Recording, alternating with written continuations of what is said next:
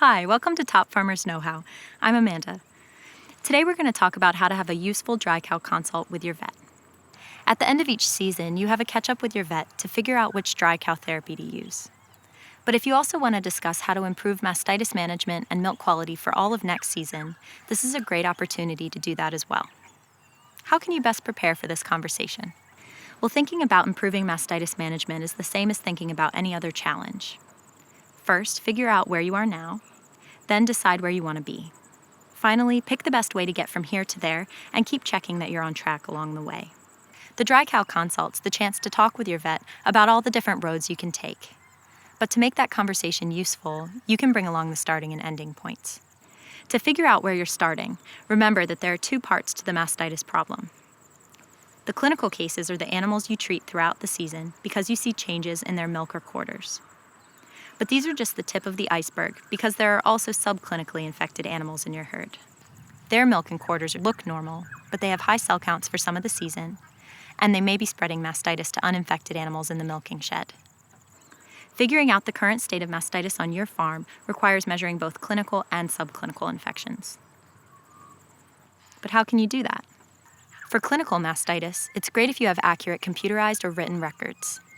If computerized, make sure your vet has access to them prior to your consult. If they're on paper, bring them with you. It's helpful to have a tally up of cases by month before the consult and see if you can count up the number of cows which have had more than one case, and the number of cows which haven't cured despite treatment.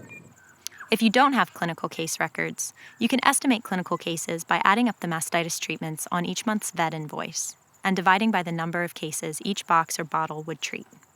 So for example, if you purchase 4 boxes of land in November, and you know each box treats 5 cows, then the number of clinical cases in November was approximately 20.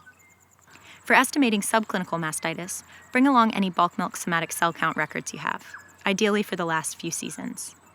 Herd test information is also helpful. If you don't herd test, a list of positive RMT cows is valuable if it's performed reasonably close to drying off. And while it may be hard to measure, impressions and preferences relating to the treatments that you've been using are really important when you're developing a mastitis management plan with your vet.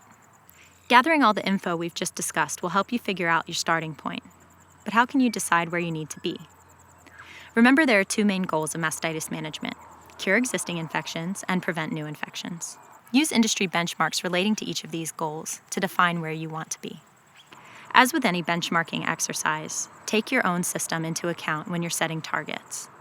If you have an older herd structure, if you're unable to cull for mastitis, or if you have a dysfunctional milking shed, then target continuous improvement instead of holding yourself to these benchmarks per se.